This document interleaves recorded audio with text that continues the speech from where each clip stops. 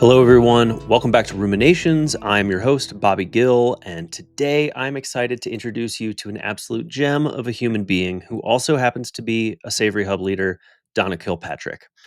Many of you are probably familiar with Heifer International, the global NGO working to eradicate hunger and poverty by working with smallholder farming communities around the world.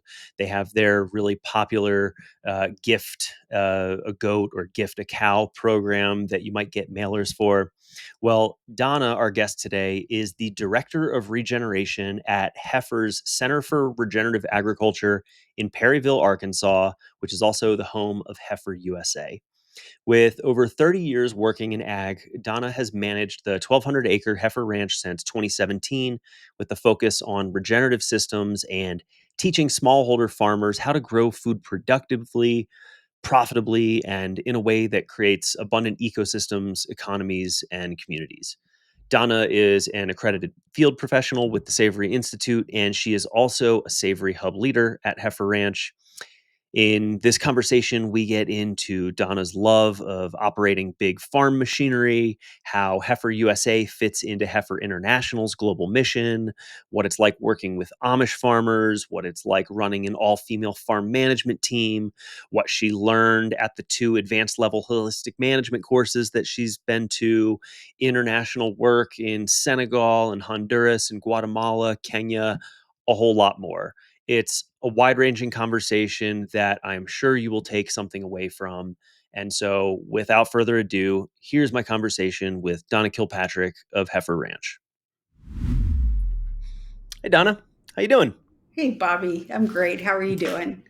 I'm doing very well, thank you. I'm in the midst of my paternity leave right now, but I'm taking a break from my paternity leave to come on here and chat with you. And so this is a nice change of pace from all the diapers I've been changing lately. Yeah, well, I saw a picture the other day on Facebook, and again, congratulations. And I think you might have the cutest babies I've ever seen. Well, my two girls, they do look fairly identical, They at do. least as they Yes, as babies. We'll yes, see as they grow if that yeah. changes. So, at least there's some consistency, and I know they're mine. Mm-hmm. It's awesome. Well, thanks for coming on and talking to us today. I really appreciate it. When I was asking folks in the Savory Network who I should bring on and interview, your name came up a bunch of times. So I think Um, there's something to explore there, and it's an opportunity to dig into your history in agriculture and your unique role that you have at Heifer, that I think excites people and brings a lot of hope for such a very well known global institution like Heifer International to be involved in this work to really jump in into regenerative ag and specifically holistic management. I think that brings a lot of excitement to folks, and so I'm mhm. really excited to just to explore your path and see how you got here and what you're up to at Heifer. Maybe a good place to start would be there, since the name Heifer International is probably familiar to a lot of folks. It's this global organization all across the world helping smallholder farmers, usually through gifts of livestock, usually small ruminants like goats, but I think in some instances also cattle as well. And your role is not at Heifer International, but at Heifer USA, which is the American arm of Heifer, and specifically at Heifer Ranch in Arkansas. So help us tie together those various entities, and how are they related, and what is the overall work at Heifer? How does this all work together? Yeah, sure. So Heifer International is an international development organization, and the mission of Heifer is to end hunger and poverty and care for the earth. And we've been around for 83 years, I believe, and currently working in 19 countries. And one of those countries is the United States. So a lot of people think about Heifer as an international organization, which it is. And we're quite well known for our work in other countries. But Heifer has also been here for a long time, working in the United States and working with smallholder farmers. So you mentioned earlier that, Heifer, people know Heifer for the gift giving catalog around the holidays. You give someone a goat. So that's been sort of our marketing tool. And we do give livestock, but I think what we're better known for is for working with smallholder farmers and working within communities to provide training and opportunities. And we don't work within individuals, but we work with communities. So we do work with ruminants, but we also work in vegetable gardening and vegetable production, as well as aquaculture, lots of different areas we're not quite as well known for, but that work is still going on. So yes, my work in the United States. So I work at Heifer USA, and I've been here for, gosh, I guess 18 years, so quite a long time. Wow. The first 10 years I was in Rutland, Massachusetts. So Heifer had a learning center in Massachusetts. Somewhat similar to the learning center that we have here at the ranch, where people, I would say the shift in that is that when I was in Massachusetts, really the impetus of that location was to have faith-based organizations and school groups come in for training to learn about Heifer's work throughout the world. So how does Heifer work in other countries? And we would have, there would be a global village where people could come and experience what it might be like to live in another country, the type of food, and have sort of a very deep experiential experience. So after 10 years, after being at Heifer in Massachusetts for 10 years, the Heifer International decided to close that facility because we were really focusing on farmers in the Mid-South. And as that facility closed, I was asked to come to Heifer Ranch, where I work as the Director of Regeneration. So I guess my duties in that, we were in the process of shifting from this global approach to teaching people about Heifer's work to really focusing on more project-based work where we're helping farmers and training farmers. At that point, we were also helping Grassroots Farmers Cooperative get off the ground. And a lot of our focus when I first started was building the infrastructure for production. So producing livestock that was going to grassroots farmers as more smallholder farmers were coming on to produce for grassroots. Can you explain a bit what Grassroots Co-op is?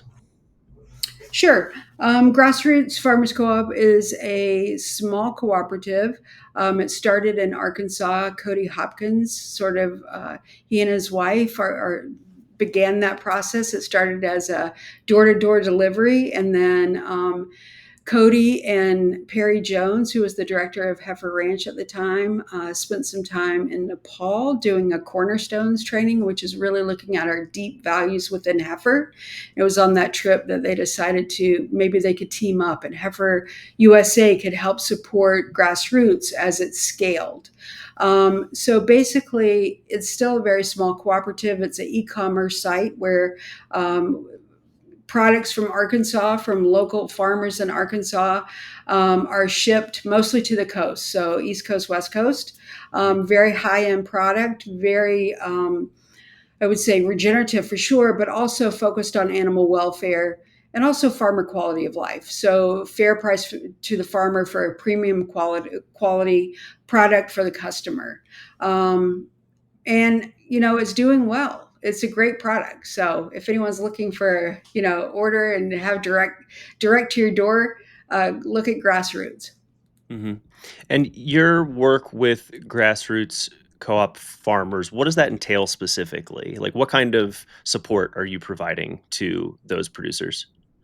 Yeah, so currently we're providing EOV testing, so ecological outcome verification monitoring testing, for about 12 farmers within the Grassroots system. And we've been doing that.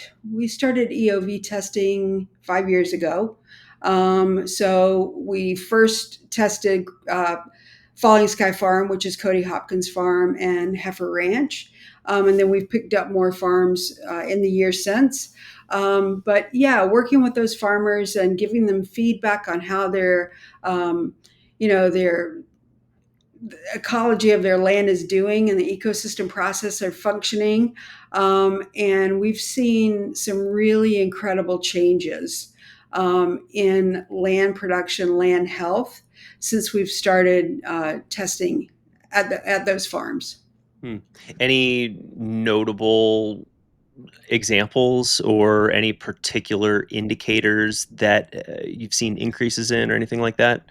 Yeah, there's one farm in particular, and we just tested this farm maybe 2 months ago. It's an Amish farm. They do a lot of poultry, so pastured poultry.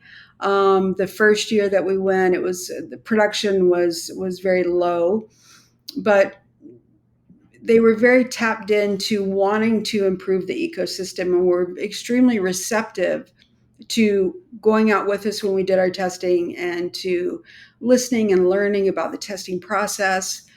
And this is, I guess, our fourth year testing this farm. This year, when we went, I have never in my life walked through a field of native grasses that we saw there, the big blue stem, the little blue stem. There were so many clumps of gamma grass, and that is just not something that we see very often here because it's really rare, and it's really affected by poor grazing practices. Hmm. So gamma grass and those natives, you just don't see them very much because overgrazing is so common. But on this farm, the farmer had really been focused on um, restoring the ecosystem, and the principles and the practices that he implemented based on the feedback from EOV helped make that happen. The other thing that I thought was amazing about that farm is I think the whole time that we were there, and of course EOV testing can take the whole day.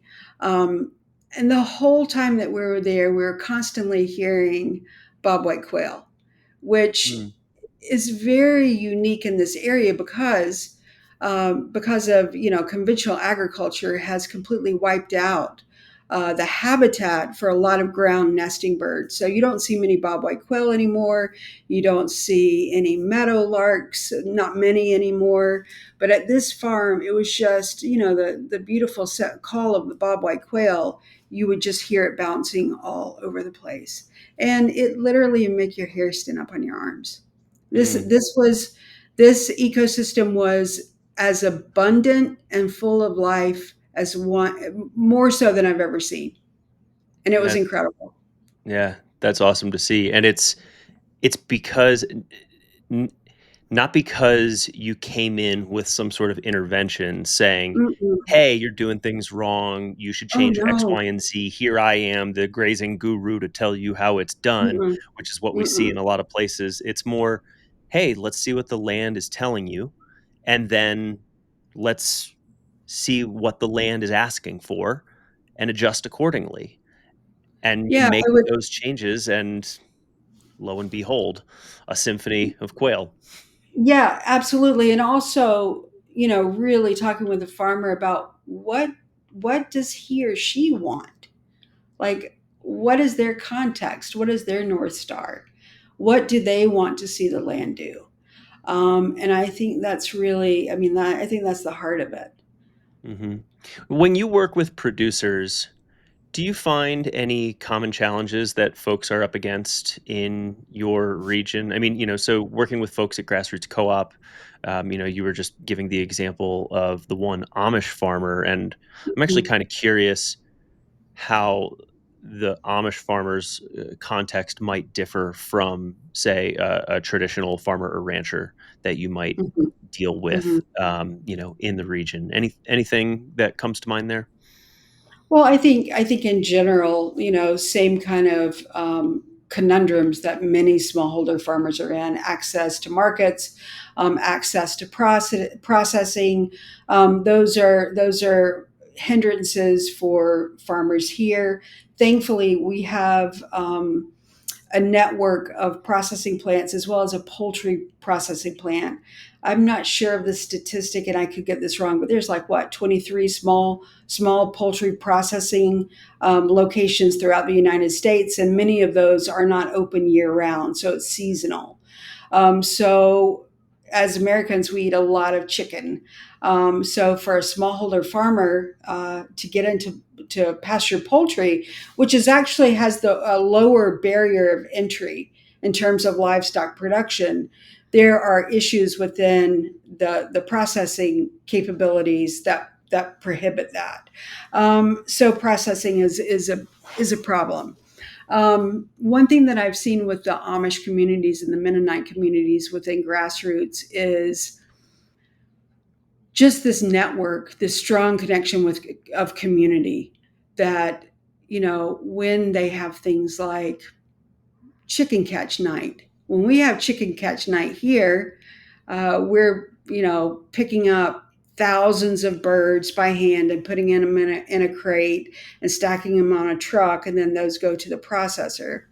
And on chicken catch night on an Amish or Mennonite farm, they call in the community and everyone comes and helps. And there's this network of strong relationships and support for one another. I think that's very different and very beautiful. Um, let's actually rewind a little bit. I want to hear some of your backstory and hear how you got into agriculture and then eventually landed at Heifer. So, can you take us through your journey starting back to Warren Wilson College and ending at you arriving at Heifer? Yeah, it's a little bit of a long and winding story, and I hope I don't meander too far. But Oh, it's a yeah, so podcast. I We can go long if we want to. That's totally fine by okay. me.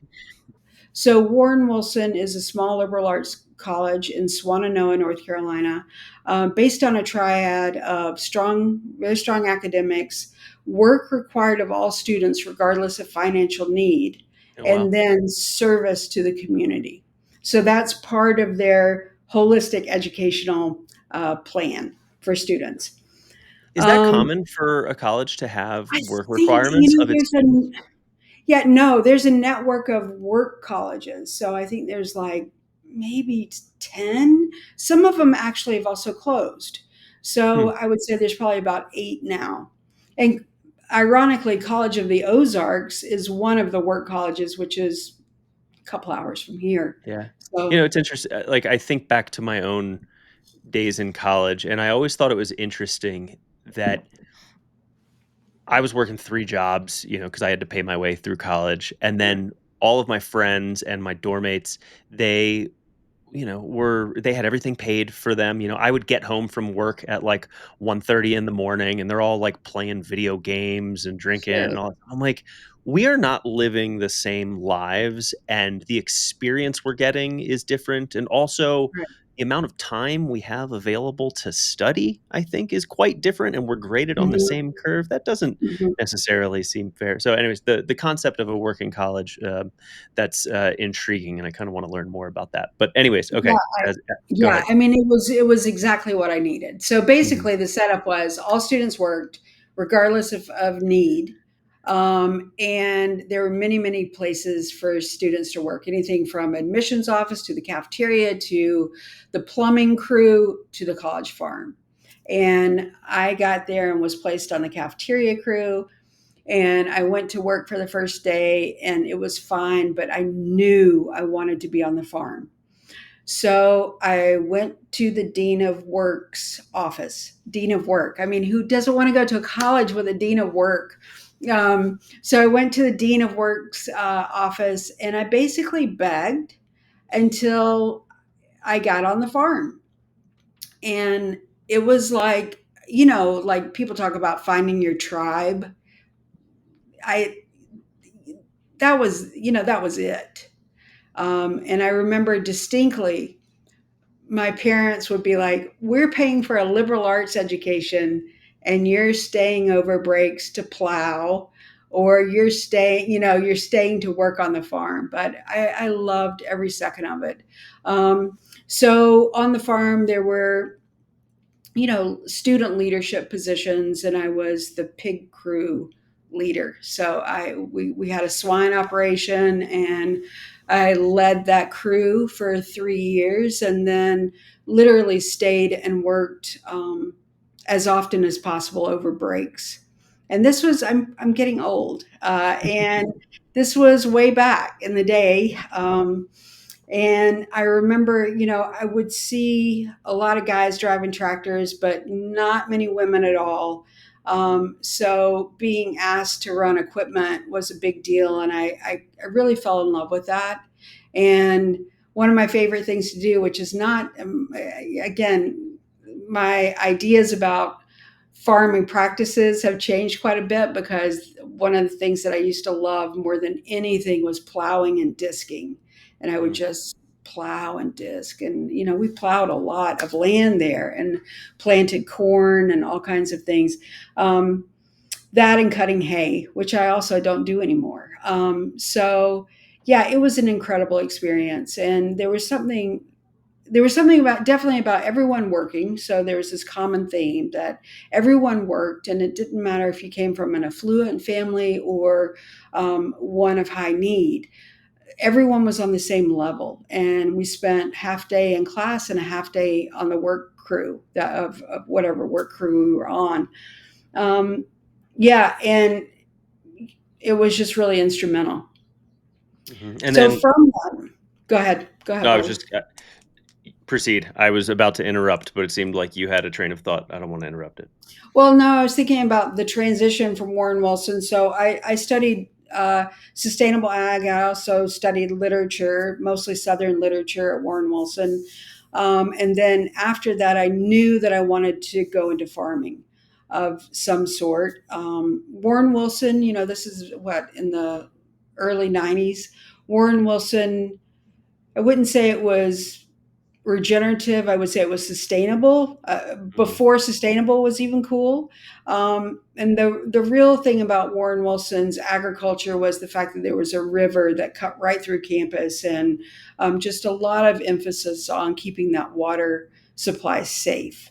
Um, but anyway, so I sustainable ag literature, graduated, wanted to stay in farming, and there was a music professor, Warren Goggin, who I was talking with, and he was like, "Have you ever heard of Hickory Nut Gap Farm?"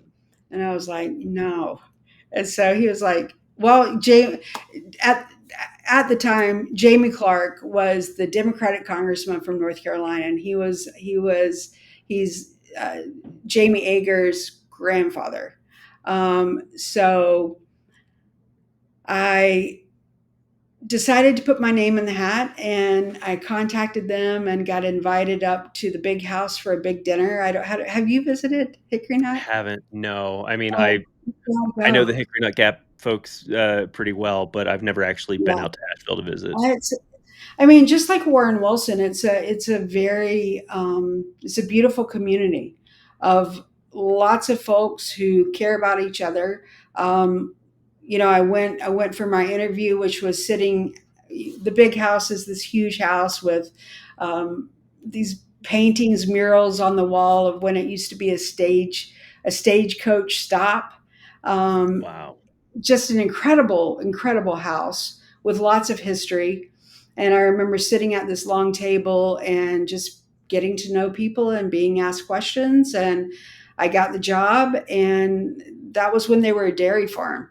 So a small dairy farm. And, I didn't have a lot of experience in dairy. I had at Warren Wilson, I had spent 8 weeks in Costa Rica and ended up working at a neighbor's dairy because the milker had actually cut his fingertip off, and they needed some help. And so I sort of split off from the group and worked on the dairy farm and had enough experience to apply for this job at Hickory Nut Gap with my experience also from Warren Wilson. And it was just a phenomenal opportunity, and that's what it was an opportunity for continued training because they were taking a huge risk on this very green farmer coming in to help with their dairy, their family dairy. um, yeah, I loved it. And I think it was there, I talked about sustainable ag at Warren Wilson. It was really at Hickory Nut Gap that more of the regenerative approaches, and again, nobody was doing things like this, but I remember I have somewhere in my possessions this picture of me standing in a field of cover crops with the herd of Holstein milk cows. And the cover crops are up to my waist. And that was pretty unusual. It wasn't like a 12 mix cover crop, assortment that we might plant nowadays, but it was definitely, progressive, using cover crops for to improve soil quality and also to provide additional forage for livestock. Yeah, Yeah. and for folks that aren't familiar with Hickory Nut Gap, they are a fairly prominent operation, based out of Asheville. They distribute throughout the Mid-Atlantic, maybe even the entire country, but multi-species operation with various products. And as it so happens, they are also now a Savory Hub in the network. Mhm. So your first job out of college was at Hickory Nut Gap. They eventually became a Savory Hub. You are now a Savory Hub leader. I just think the serendipity there is cool to see how Well, those I paths mean, intersect.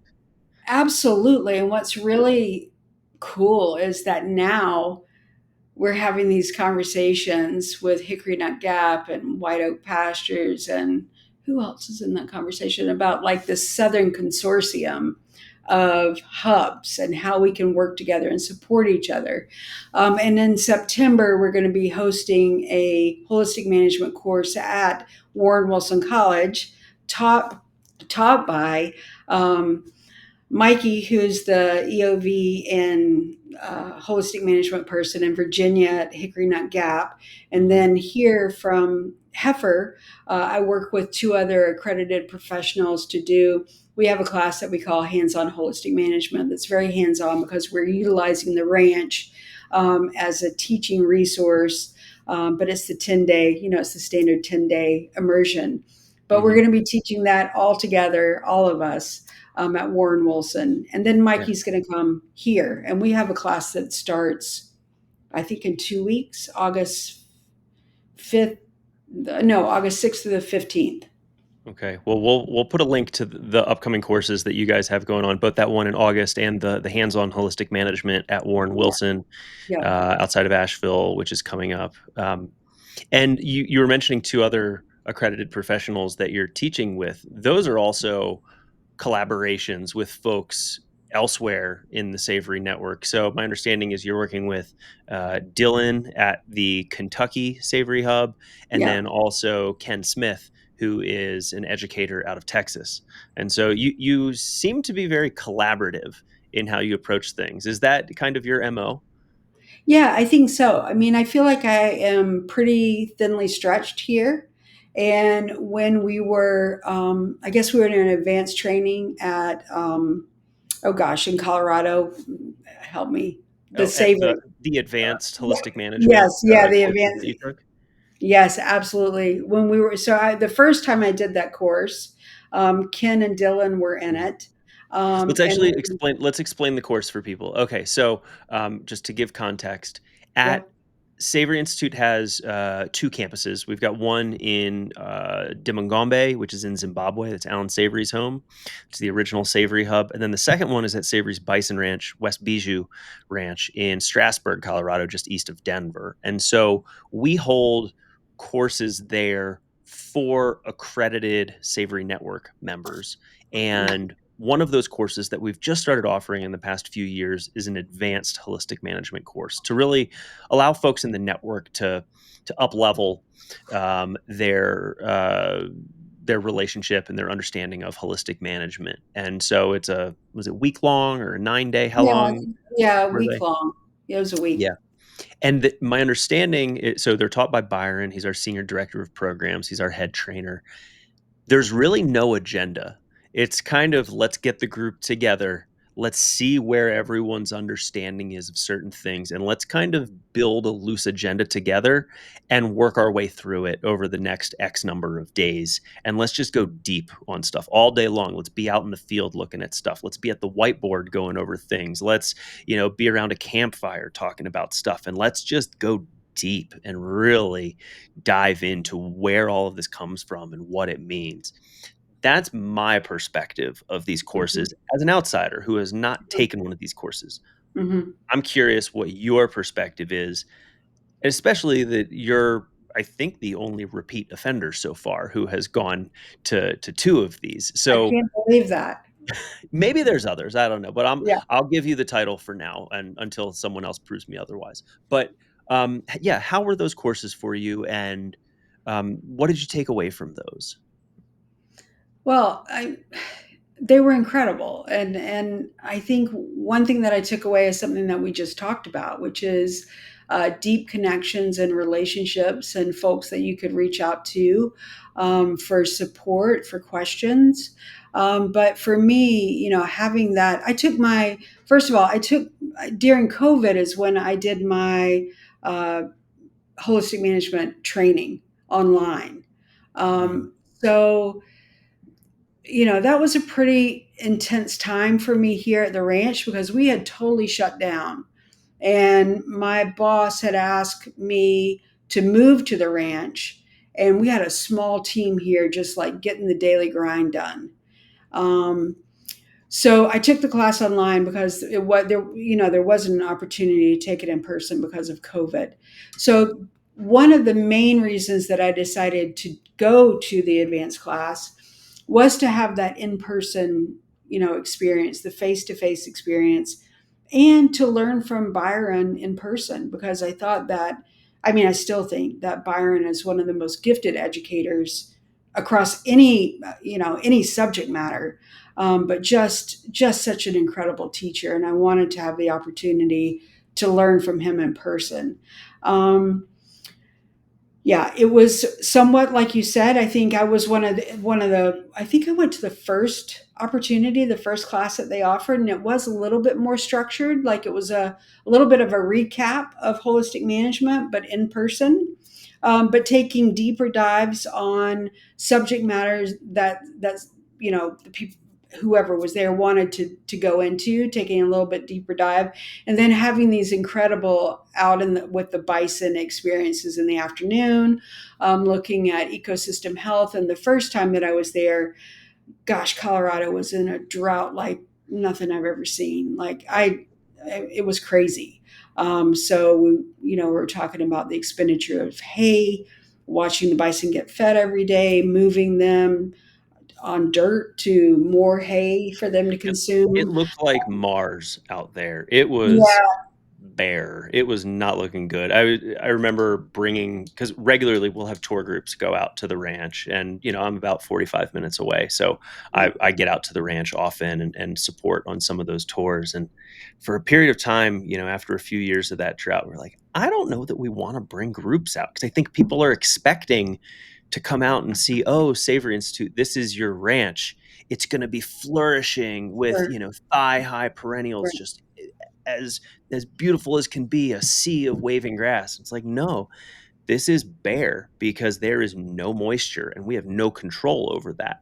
We can control the conditions of how our animals are interacting with the land and the animal impact that we're giving to the land, but we can't control the amount of rain that's falling from the sky. We're preparing for that day so that when the rains do come, things will respond. And sure. thankfully, they did. The rains came and things responded, and everything looks great now. But I think the realities of regenerative ranching and holistic management can be surprising to folks at times when they see, oh, regenerative doesn't always mean absolutely beautiful and flourishing. Sure. Sometimes it means just doing less bad given the hand Right. that you're dealt.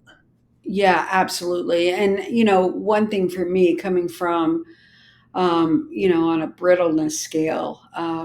a very non-brittle leaning environment where, yes, our management of livestock definitely can improve our ecosystem, and then going to, in that time, an incredibly brittle environment, Hmm. with, bare soil and dust. And I came home with the worst sinus infection from breathing in dust all week.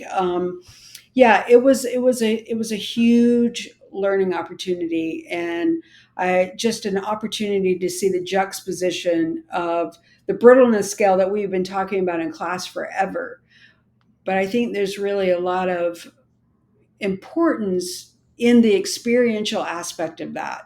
You can look at it in a textbook and you can hear people talk about what it's like to farm regeneratively in a brittle environment, but until you experience it, I think it's pretty hard to grasp. Yeah, I can So, definitely see that. I'm yeah. curious, aside from the personal connections that you made through those advanced courses, and kind of experiencing brittleness firsthand, that stark contrast to the more non-brittle environment that you're used to in Arkansas. Were there any concepts that maybe you developed a better understanding about, or things you had to unlearn? What I'm trying to get at is, what are some of these advanced ideas or topics that were discussed that perhaps someone who's new to holistic management or the regenerative space or farming in general, things that they might be overlooking that require more nuance or care and attention to really grasp what's going on? Yeah. I mean, for me, again, I had done the class online. So I remember just when we would talk about the ecosystem processes. In an online class, there's no opportunity to go out and look at what we're talking about when we're talking about a functional water cycle or energy flow, and having those opportunities to be out there and dig deep in the soil, or to look at the ecosystem and see those four processes and when they're working and when they're not working. For me, that might sound basic, like we all know the ecosystem processes, and how important they are to be functioning correctly and how they affect each other. And it's one ecosystem and four panes of glass. But to really, really like have Byron go through that, and to have input from other class members, have their perspective. I would say it was the hands on things about some pretty standard stuff within holistic management. So, example, tools. What kind of tools do we use? Um, for me, it was very eye opening to think about the different way that we would manage the bison in this brittle environment. And that's a nuance, and that's a concept that I don't think I would have gotten without being there. Is there anything that you brought back to Heifer Ranch, or things that you changed back at the ranch?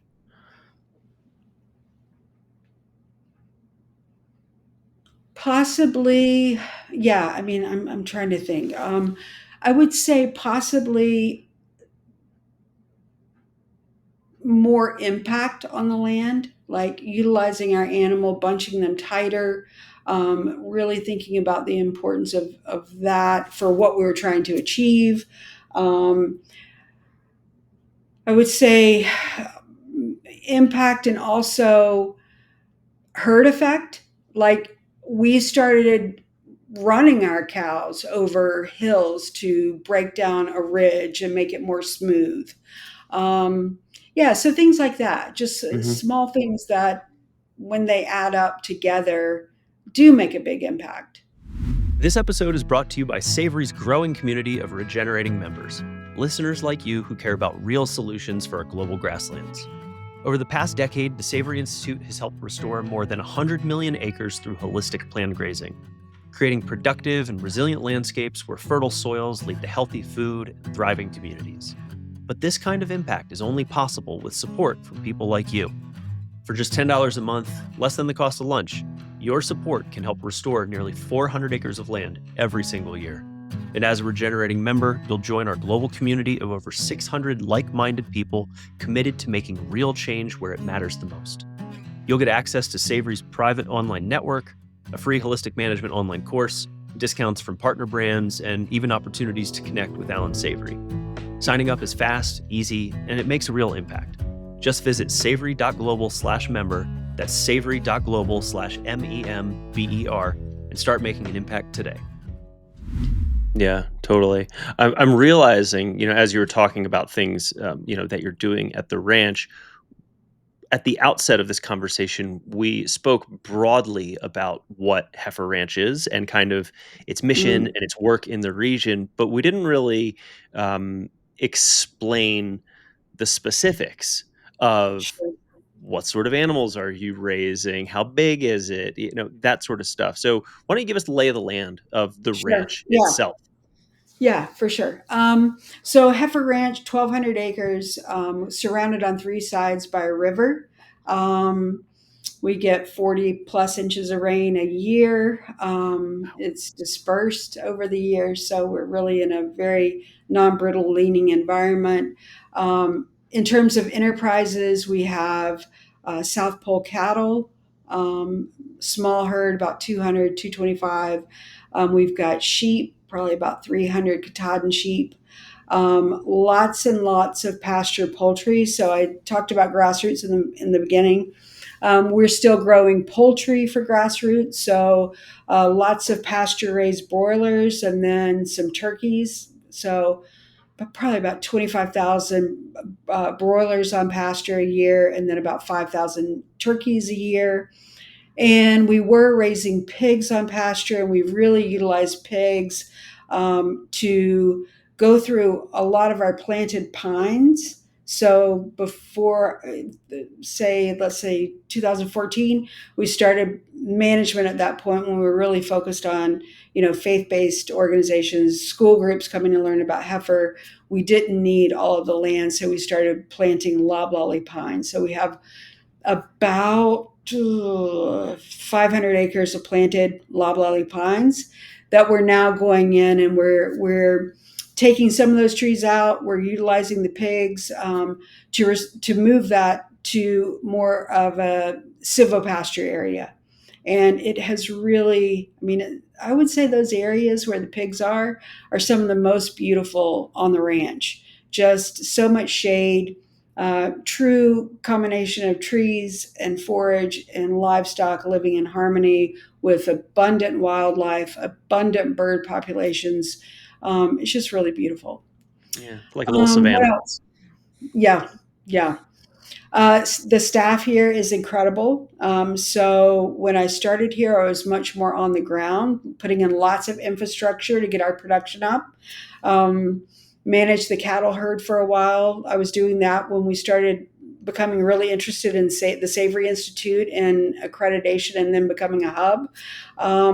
Now my work is very, very different. I'm the hub leader here for Savory, but I spend a lot of time behind a desk working on program management, program design. But really, what we're focused on is helping farmers. Our program is shifting. We're really opening up our doors again to do face to face trainings with farmers in the area to help them take a step towards more regenerative principles, practices. Again, for quality of life, for um, all kinds of reasons, but profitability, ecosystem health, and we feel that, again, experiential education, having farmers come here and see the type of work that we're doing, the steps that we took to regenerate the land, is really important and could be helpful as farmers start this transition process. We also, we do some R&D, so research and development. Farmers aren't Most farmers aren't in a situation where they can take on the burden of running research and development trials to figure out, efficiencies or better ways of doing things, better animal welfare, better feed supplies. So we have started doing some small R&D projects. One of the ones that we're super excited about, because we work so much in pasture poultry, is incorporating a new product called Rova Barn, which if you know, oh gosh, Paul at Pasture Paul Grieve Bird, at you know, Pasture Bird. his huge, yeah, his huge movable barns. Mhm. Um, we started out with schooners that a tractor pulls forward every single day, but these are big. They hold 500 chickens per schooner. Um, and yes, pasture poultry can be profitable, but at what cost? Mhm. So, in my opinion, it's the cost of quality of life for the farmer. I can't think of anything harder than raising chickens on pasture. And I have a lot of like speculations about why that job is so hard. I mean, when we're using the schooners that we were using, there's lots of hand carrying in 5 gallon buckets with feed and filling all the feeders and needing two people to move the schooner up one length so they have fresh grass, person on the tractor, person behind scooching the birds up so they don't get run over. So, working with UCO Robotics in Canada, we have purchased 3 Rova barns, which are solar powered chicken tractors that hold 700 birds per chicken tractor. And it's taken away all of the, hand feeding. Everything is automated, waters, a feed bin on the outside that you fill once a week instead of walking in with 5 gallon buckets, and a barn that you could be watching Netflix and move from your phone at home. So, really cutting down on labor and increasing efficiencies. And, these barns are probably $34,000 a piece, which is like, woof. Well, the other barns were $5,000 to $6,000, but then you add the tractor, then you add the second person for labor, and then you Mhm. add the hours that you're hand feeding, and then you add all of those. Oh gosh, pulling the hoses, which is the worst job in the whole world, like pulling hoses across the field. You add all of that up, and you know, $32,000, you can make that back very quickly and Mhm. have a much better quality of life. Yeah, that's kinda what I was wondering is when do those things start to pay off? Because 'Cause I've Yeah, seen the videos Paul has posted. I think he's posted them on LinkedIn. He's fairly, yeah. active there. If folks aren't familiar with Paul Grieve, Pasture Bird, incredible pastured poultry brand. They're land to market verified. They're, great folks. Highly recommend following them and eating their chicken. It's tasty. Mhm. But yeah, when I see these things, I'm like, this is an incredible piece of technology. It's this massive robot, you know, chicken tractor that is just automatically advancing itself, and it's huge. It's very impressive. But Yes. my initial thought was that's got to be so incredibly expensive.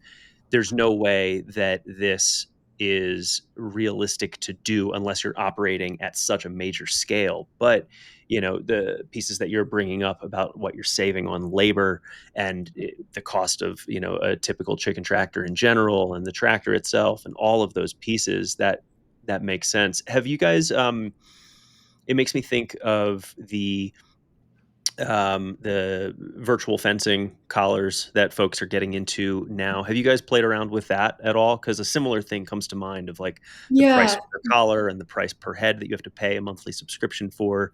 Have you thought yeah. about testing that as part of your R&D efforts at all? Sure. We work with Gallagher pretty closely and we test a lot of their products. We've tested things like the tumble wheels and different types of fencing, different types of chargers. My understanding is that the how tightly bunched we keep our flock and our herd is sort of prohibitive because the distance isn't big enough. They're getting the signal too often. They would be getting the Mhm. signal too often, that they're too close to the fence because the fences are so close to one another that there's not a lot of movement for moving and for grazing. Now, Mhm. in an area that you've got utilizing much more land for your animals, and I can see that that would be really useful. Like when I think about out west or somewhere like that, in a Yeah. more brittle environment. Yeah. Yeah. How big are your average paddock sizes, or how often are you moving them, just to add some color Yeah, to that? yeah. So we move them every single day. Daily, Um, okay. yeah, so we move them every day. And right now, I'd have to ask Lizzie because she manages this, but I think they're about 1.5 acres, maybe 1.2 acres. Oh, So wow. pretty tight. Yeah. But we open it up. I mean, this is not obviously we're always monitoring. We're always observing. I mean, our staff is out there with the animals all the time, so adjusting all the time based on the conditions and what the animals need, what the land needs. Mhm. How how does it work? So you manage a a staff. You yourself have gone through various levels of training and advanced training to really hone your skills in the regenerative space.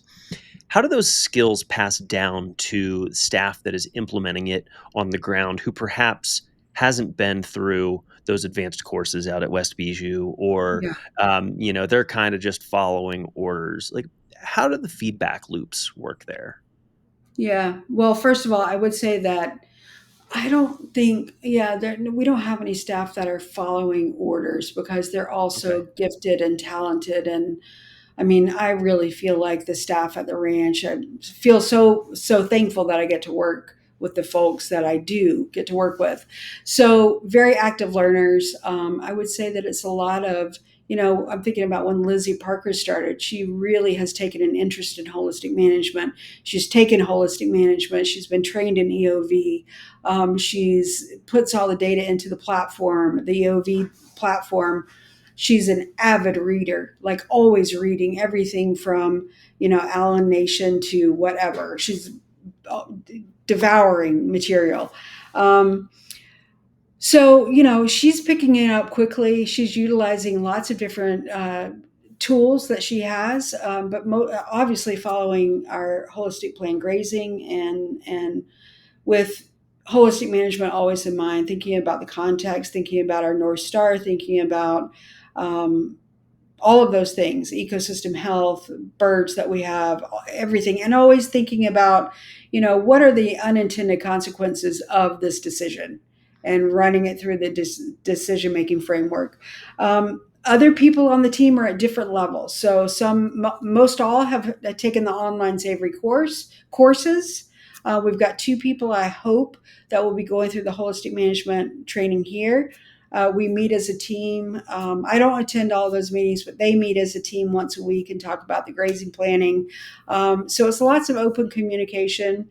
And also, like one thing that we did is we sort of switched things up based on the social aspect of our work. So Christine is our livestock manager. She oversees most of the staff now, and she was feeling like the sheep, because of the shorter amount of time that we have the sheep on the ranch, and they have a processing date, and we need to get them to a certain weight, that we were going to graze them ahead of cattle. So we were doing a leader follower system. And I think it's sort of a, I don't know, I just sort of think it's sort of a given. Like when we think about leader follower systems, that cows go first. And she was bringing up, like, I feel like the sheep should go first. And we had a conversation. We were like, well, why not? Why? Why are cows king? Like, okay, let's put the sheep in first. And it's worked pretty well. Like it's worked well, and the weights of our lambs are excellent. And yeah, I would say that each individual that works on the livestock team, regardless of position, um, is just active in their learning and very passionate about what they're doing, and not just about livestock production, but about how livestock production um, either improves the land based on our behavior, based on our decision making, or has the opposite effect. So, yeah. Yeah. Speaking of your team at Heifer, my understanding is that it is a all-female management team at the ranch. And that's surprising, given that ag is a predominantly male-dominated industry. Yeah. And so I'm curious, what that's been like. Has that been rewarding, challenging, a non thing to discuss? That's just like, yeah, of course. You know, Yeah. how is that? I think we think it's really normal, but when we're interviewed or called by a company that wants to, right now we're talking with a company about workwear for women and they're very interested in our team. I think that it's not so common. I feel like I've always been really fortunate, like at Warren Wilson, even back in the early 90s. Well, I say that, but then I was the only woman tractor driver. So maybe not so much, but I feel like I've always been in environments that were uh, pro women, regardless of what occupation they wanted to go into, and celebrating diversity and all of those kinds of things. I do think it is quite unusual to be producing at the level that we're producing, and have the management of the livestock, so not of the whole ranch, but of the livestock and the ag team be women managers. And what's even more interesting than that, in my opinion, is every person that is in a leadership position on our livestock team started as a volunteer when we used to have a volunteer program at Heifer. So Christine started as a volunteer. She's gone on to, she has a master's degree in parasitology of sheep. Sam Noble started as a volunteer. She worked for a large poultry brooding operation, and now she manages our poultry. And Lizzie Parker started here, really interested in holistic management and in cattle production. Um, I think coming in through the window of biohacking and interested in what she was eating. And then just sort of, she's a school teacher, science teacher for 17 years. Mm. Yeah, so she's managing our cattle herd and our bees. Um, and then we have farm hands, and our farm hands are men. So yeah, I think it is pretty interesting. It's interesting, and I would also say it's not terribly uncommon from what we're seeing in the regenerative space. There's something Yeah. about the mindset, like the abundance mindset, the nurturing mindset that is required to be successful in regenerative ag. I feel like there is a greater proportion of women in the regenerative ag space than there is in conventional ag. And I don't have numbers to back this up. This is more just when I go to events, when I go to ranches, the people that I see, there tends to be a greater proportion of women involved in this. And I think, getting back to just like the nurturing qualities that women are generally better at than men. We're good at dominating things with our strength. I mean, not to be so stereotypical here, but there is something that, I don't know, women seem to excel in the regenerative space, and I think it's very welcomed. And you see that in the makeup of a lot of different teams, even Mhm, at Savory Institute. I think for the mhm, longest time we were a female dominated team. I don't know what the mhm. breakdown is right now. Might be half and half, but I digress. Yeah, I mean, I think that's a really interesting observation and one that I would concur with. Like when I think about leaders in regenerative agriculture right now, some of the ones that I think of course, you've got your Gabe Browns, but there's also, another level, another arena of leaders in regenerative agriculture that are women that I respect immensely. Mhm. So yeah, I agree. Yeah. In terms of thought leaders in the space, or thought leaders in general, who do you go to for inspiration? Like, do you have any mentors or people whose work you follow closely outside of holistic management? Um, where do you find inspiration? Like, what sort of books are you reading? Where do you find new information? Yeah, I listen to a lot of podcasts, but I would say in terms of like people that I really, really respect and could reach out to. Um, One of my first, I feel like I found Joel Salatin before he was like super well known, and he came and visited Heifer Ranch and spent the day with us. I'm sorry, Heifer Farm in Massachusetts, and spent the day with us, and was, I wouldn't say a mentor, but definitely a huge influence on me. Then there's the whole Acres USA. There's the Allen Nation books that I was reading before. I didn't know any other farmers that were reading this material. And honestly, like thinking back to Hickory Nut Gap Farm, I every month I couldn't wait for Horde's Dairyman to come. Do you know Horde's No, Dairyman? I This don't. huge, it was huge, red cover, um, and it was it was like this monthly magazine about dairy farming, but really progressive, like cover crops and apple cider vinegar and things that were very non-traditional at the time. So I've always been very interested in looking at maybe non-conventional ways of doing things. I think I always look for non-conventional ways of doing things. Will Harris is I love Will. Yeah, so I've gotten to know Will quite well, and Jenny, and I can contact him, for anything. He gave me really good advice about. I got covered up in chiggers a couple of Mm, years ago, and he gave me good advice about treating those. But just in terms of connecting with him as often as possible, I would say that someone that I am just absolutely gives me goosebumps every time I hear him speak, and is becoming a friend is Trey Cates. mm, So Trey obviously has worked for the Savory Institute and now runs In Rhythm. I'm part of the fellowship in Rhythm. I think that for me, holistic management, um, thinking about how nature functions in wholes and patterns has expanded to how does this work in our organizations and our institutions, and then how does it work in ourselves, in our health, in our relationships, because it's all connected. We are a part of nature, and the way that nature functions is the template for everything.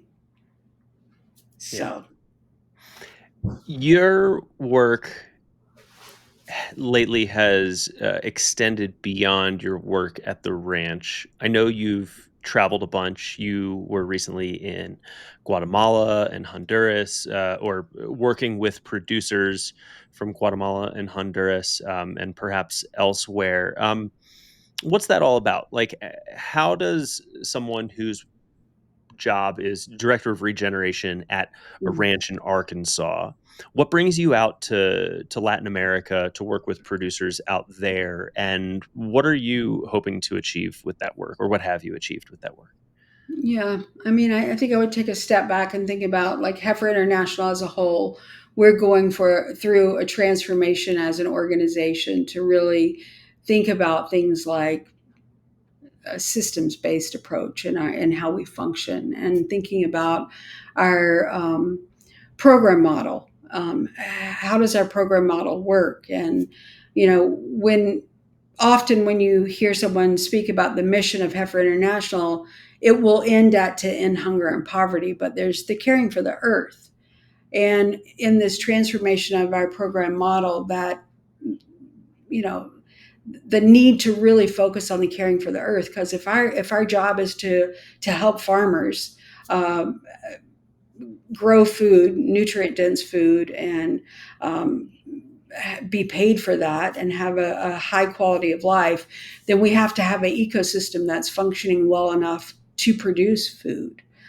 So really, Heifer as an organization has taken that caring for the earth aspect and moved it more central, so that we're always thinking about that in the context of our work, and that it can't be a tag on, and it has to be integral to all the work that we do in the 19 countries where we're currently working. So Heifer, I would say that Heifer Ranch has been somewhat of a leader within the organization in moving quickly towards more regenerative, implementing regenerative principles and then implementing practices based on those principles. That has, I don't know, I don't want to, I would say the organization has noticed the work that we're doing and has realized that there's a lot of power in training of trainers and in ecosystems that are similar. Let's say Honduras in the United States, well, at least in Arkansas. We're both working with farmers who are grazing cattle, um, but how we manage the land is different.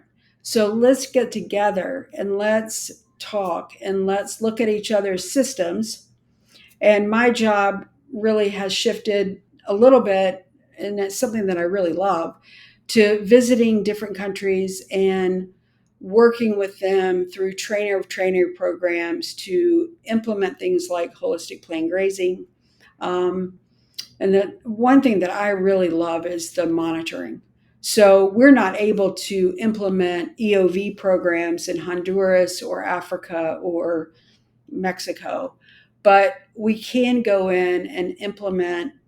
And I really like Savory's basic monitoring protocol and bring kits to farms in those countries. Honduras is really where that's taken off, and teach families, because in Central America and Honduras, or South America, it's really a male dominated uh, occupation to be a farmer.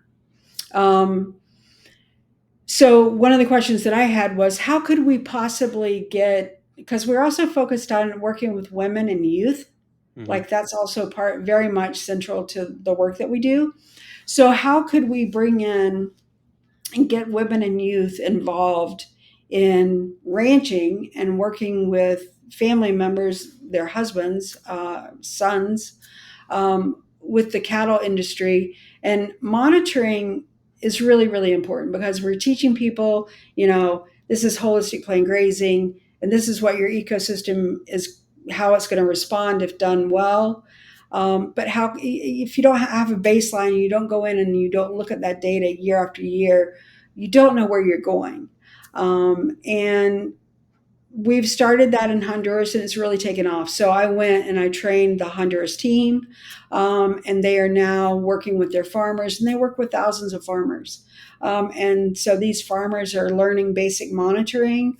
And I have a good friend, Carlos, and he'll send pictures, either of a training that's going on or a farm family doing monitoring, or the kits that they're making of basic monitoring tubs full of equipment that are going to farms. And I find that to be, yeah, just awesome.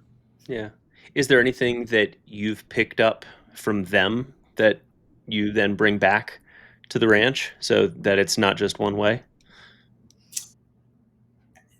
I would say being flexible with equipment. Yeah, you don't have to have the greatest tools ever to do this monitoring. It can be a stick with a string tied on it for your transect, or it can be taking soil samples with a shovel, and it can be using a hula hoop and adjusting a little bit instead of a PVC pipe square. Um, but I think, like in Honduras, for example, there's a dry season and a wet season. So learning about that and then how they manage that, that's very different from here. Um, Learning just about, their ecosystem and how previously, before implementing holistic plain grazing, due to culture and requirements, they would be removing trees as they needed grazing land. So lots and lots of tree removal, which was leading to horrible ecosystem issues, water retainment, those kinds of things. And with holistic plain grazing, they've been able to stop cutting down trees, and they have more forage than they're able to utilize. So I would say that's a generality, but that's the feedback that I hear. So that's, seeing changes in the ecosystem, hearing stories about wildlife that they haven't seen in many, many years. I was in Honduras, and I can't remember what farm it was, but they were talking about seeing a jaguar come back to their land, which they hadn't seen in forever. So stories like that of ecosystem recovery, which leads to habitat that is very conducive to animals in that ecosystem, Mhm. and they do Will come you back. be will you be traveling to more of the countries that Heifer works in to do this type of work? Like I think back to you were talking about Trey and when he used to be the chief operating officer here at Savory, and I remember we back when I started at Savory, we had a special project that we were working on with Heifer International in Senegal, Wow. and it was some massive government owned property. It was like 150,000 hectares that was walled Hmm. off. And Hmm. we were brought in essentially as the technical service providers of, hey, this land is totally denuded, overgrazed, Savory, come in and help us fix it. And so we came in, did an assessment, and we're like, yeah, this is desolate, but all right, here's the steps. Here's let's get working on it. And we worked on it for I don't know, maybe 2 years or so, but then basically government corruption got the best Yeah. of it, Yeah. and, Yeah. a new government official came in, and they were like, "No, this isn't my project, I don't like it. You're done, you're outta here." And so nothing really transpired long term there, which is Yeah. unfortunate because I know Heifer was really hopeful for that because, the scale of the project. And we were hopeful because Senegal and Western Africa in general is a place that we haven't had much of a foothold. And so, Hmm. that was an opportunity. So it was unfortunate that the social weak link caused that project to fail, but such is life. Yeah. And now, years later, come to have not just a project where Savory Institute is partnering with Heifer International, but Heifer is a Savory hub. You're kind of like our Trojan horse within Heifer, I would say. And you're out there, working with the different communities all over the world. So, I would say that's way better than, us trying to do it through a project. I'd rather have a hub who can go out and have those close ties with folks. Yeah. So what does the future look like for more of this international work that you've started on? Yeah, so we are in the process of hiring a country director. So programs traditionally have country programs have a senior director that sort of oversees the whole thing, and we have not had that for a while, and we've been functioning under a shared leadership uh, structure. That's been me, I've been in that, and then two other people. We've decided that we do want to have a senior director, and that search is sort of winding up now. I think it's down to a couple candidates. So I think that, my work within regenerative agriculture, I think there's still going to be opportunities to travel to other country programs, to work in regenerative agriculture. And the project that you talked about in Senegal, that's actually being looked at again. The government apparently is, receptive to opening it back up. I think Heifer is possibly working with the community to evaluate if that could take off again. Wow. Um, I think there's opportunities, like I went to Kenya and again met with several communities that have worked with holistic plant grazing, with the Savory Institute. I was in a community and one of the community members ran up and said, Alan Savory was here and he taught us this and this and this. And that was just so cool. So I think there's opportunities there. Yeah, I think there'll be opportunities coming up because, again, the caring for the earth thing has become so central to what we're doing, um, that, and looking at it not just through a sustainable lens, like we want to make things better. We have to make things better. So I do believe that in my, next year, I guess our new fiscal year started, I think there'll be continued international travel.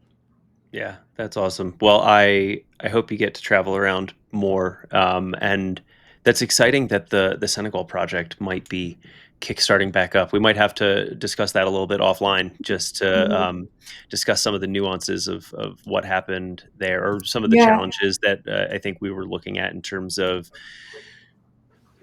essentially it's a fenced off property, and so they're like, okay, let's come in and do holistic planned grazing through this huge parcel of land, but the yeah, reality is there are holes cut in the fence everywhere because the right. land is so degraded everywhere throughout Senegal that people are just desperate to find grass, and so they're like, hey, I see some grass over on the other side of that fence, we're going to cut a hole in it. And so folks are fairly nomadic, moving about, and they got to get grass wherever they can find it. And so there's a lot Sure. of Yeah, community development work that needs to happen before any of the actual grazing planning and infrastructure planning. And yeah. honestly, that's a huge component of this work that I think a lot of people don't realize. I think a lot of people jump straight to the grazing planning and they're like, all right, how many animals do I need? How do I bunch them up? How often do I move them? Um, and those are important questions to ask, but those are not usually the first questions to ask. You got a lot of work to do ahead of that, especially in areas like Africa where there are communal grazing lands. The development work you have to do to get the community on board can be years of work before any sort of grazing plans are put in place. I could not agree with you more. And one of my first observations when I was in Kenya is this is not this is not an ecosystem health issue. This is not a grazing issue. This is a social conundrum based on thousands of years of cultural practices where we've got nomadic grazers going through, just like you said, looking for land to graze. Yeah, and until a system can be, until the community, not a system, until the community can come together and come up with a different structure, a different system for doing this, where the pasture, the forage actually can recover, truly recover before it's regrazed. There is no there's no grazing plan on the face of the earth that's going to fix that. And yeah, I just see it as being a social, I don't want to say a problem, because it's not that it's a problem. It's their culture. Hmm. And you're talking about changing the culture of a community, of a country. I think that's really tricky. Hmm. Yeah. And that's the holistic aspect of what we're talking about with all of Hmm. this, is that this work isn't just grazing planning. It's not Right. just soil health. There is a huge focus on the social aspects and the people Hmm. component, Hmm. because you can have the perfect grazing plans, but if at the end of the day there are social weak links in your chain, things are going to break and it's not going to work in the long run. And you need to Absolutely. strengthen those weak links before you do anything else. Well, you address the log jams first, and we go through that in the Hmm. holistic management Yeah. framework. Then you get to your weak links. But Right. that's holistic management jargon for anyone that's not Yes. familiar. My apologies. I try to avoid the jargon as much as possible, but hey, Donna's been to 2 advanced trainings, so we'll go to it. So you got a lot going on. It seems like the work you've done at the ranch has really transformed things since you've joined years ago. You're getting into more of the international work, and there's like this pollination between international, Heifer International and Heifer USA. Hmm. What else is coming down the pipe? What is there anything as you look forward that you're excited about, or things that you're planning on doing or that you're gonna be doing, Hmm. either at Heifer or beyond? What's Yeah. the future got in store for Donna Kilpatrick?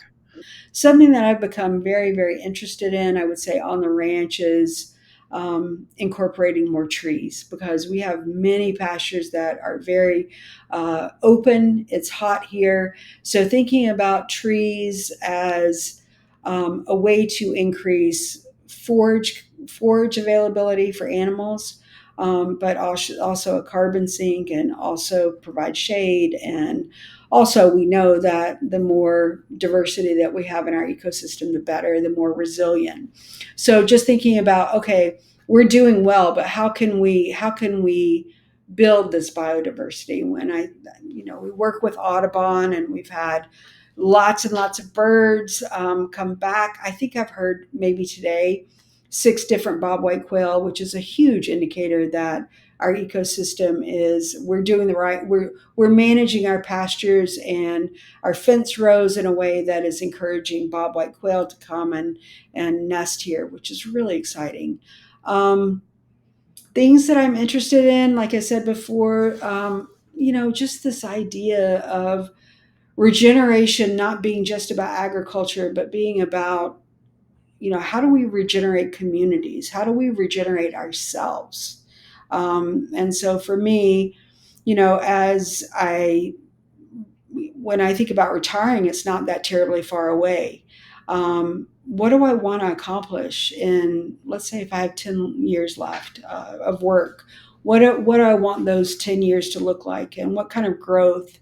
I would say that right now I'm in a season of deep, just like inward looking and thinking about the cycles in nature, and how I can become the best me possible. And yeah, so lots of retrospection, lots of work, I would Mhm. say, lots of looking at how life can expand and be more abundant and be more healthy, and create the conditions for life.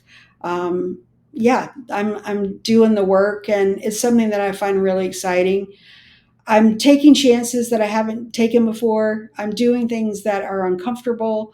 I'm doing this thing called the Hoffman process in January, which is a week long program in California, just a really deep dive into looking at patterns. Earlier we were talking about, you know, nature functions in wholes and patterns, and we as humans also create patterns. So those patterns can be good, and they can also be harmful.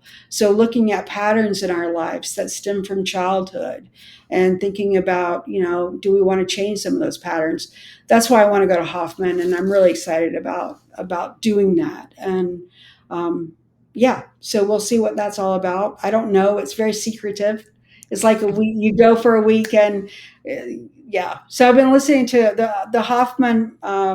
Hoffman has a podcast channel with 200 and something different, you know, podcast on it. Mhm. People that have gone through the process, but also other people. Like I listened to one last night that I thought was so interesting.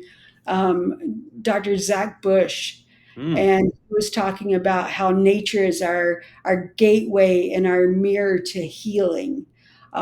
So very interesting stuff from there, and just looking at cycles and patterns and how to shift those in a way that will bring about more abundance in my life and better relationships and that kind of thing. So that's Yeah, what I'm working on. very cool. And it's interesting that everything ties back to these cycles in Yeah, nature, and noticing that nature yeah, repeats itself and goes by patterns, and we can yeah, intentionally break patterns, we can create new patterns. And so I just love the contrast of, here, I think most folks listening are interested in that more from an ecological perspective, the sure. cycles of, a grass species and how you optimize production across a landscape. But if you take that into the personal realm and look at what are those patterns that are happening, with behavior and, with relationships to friends and family and loved ones, and how you can break harmful patterns and create new ones. It's the same concepts apply, no matter what domain you're looking at, as long as it's living systems. And that's, I guess, holism Yeah. at the end of the day. Yeah, absolutely. It's absolutely holism. And I Hmm. find it, it's funny. Like I think that in life you go through periods where you I mean, I think we all have periods in our life where we do a deep dive and a retrospect, and we ask ourselves hard questions. And I remember times within my life when I wasn't involved in, I wasn't thinking about holes within holes, and I wasn't thinking about managing for resilience and abundance, and having this holistic framework, and then having the In Rhythm Fellowship.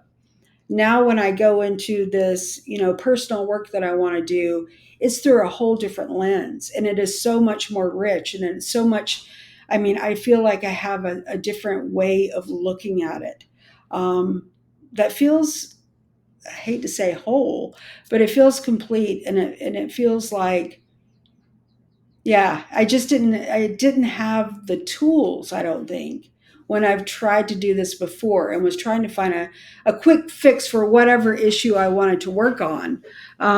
Yeah, I think nature provides the perfect lens to look through it. And it's been very helpful for me. Yeah, Yeah. wonderful.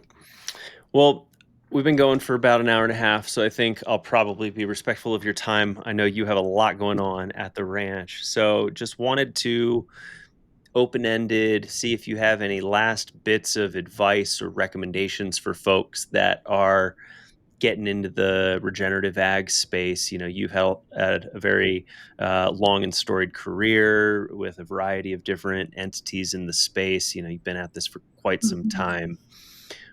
Any tips, tricks, life advice that you'd like to leave folks with? Yeah, I would say go go at this small. Take it, you want to regenerate a piece of land, and you have 1,000 acres that you're managing. Start with 100 and see what happens. I think that it's really tempting to bite off more than you can chew and to get super excited about something. And we know that the margins in farming are so slim that I think it's important to take it piece by piece and then really observe how you feel about those changes. Was the process enjoyable? Is this something that really resonates with you? How does it affect your quality of life? But to go small with it, and then also, I don't know, I think it was maybe Trey Cates. I don't remember where I heard this, but there was someone that said, we were talking to farmers about what they need. And I don't know if this was regenerative farm. I think it was new regenerative farmers. What is the thing that they most need? And I was expecting them to say land or money or give me 10 cows, but their response was a friend. They need a community. So I would say that, finding people within the regenerative movement that you can become friends with and have someone to bounce ideas off of is really important, because there's a lot of, I think that socially, for a conventional farmer to have conventional farmers on either side of them and to make a change, there's a lot of pressure there, and there's a lot of yeah, just a lot of pressure, and possibly feeling quite alone in those decisions. So having a community is really Yeah, important.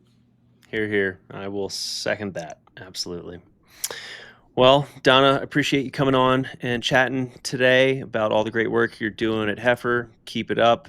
I will link to all the things mentioned, from Grassroots Co-op and Hickory Nut Gap to In Rhythm and the various courses that you guys have coming up. That'll all be included in the show notes. Sure, We'll that'd be great. have, where to find Heifer Ranch online and all their social media accounts. They've got a very active YouTube channel, so check that out. Periodically, Donna will live stream from the field. I've seen that before. Very impressive.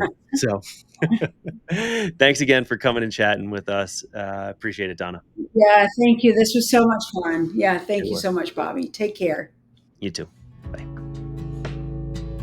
Ruminations is a production of the Savory Institute, the Savory Foundation, and Land to Market. If you like this episode, please consider leaving us a 5-star review on Apple Podcast and subscribing to our YouTube channel, where you can find video versions of all episodes plus other content. Many thanks to Travis McNamara, who composed and performed our theme music. If you're looking for show notes, links to things mentioned in the episode, transcripts, or more, all that can be found on our website at savory.global/podcast. And last, but certainly not least, thank you to our committed and growing community of regenerating members whose monthly support allows Savory to produce this podcast and continue advancing holistic management all across the globe. If you're not yet a member, we would love to have you as part of our community. Just sign up at savory.global/member. Thanks for listening. We'll see you next time.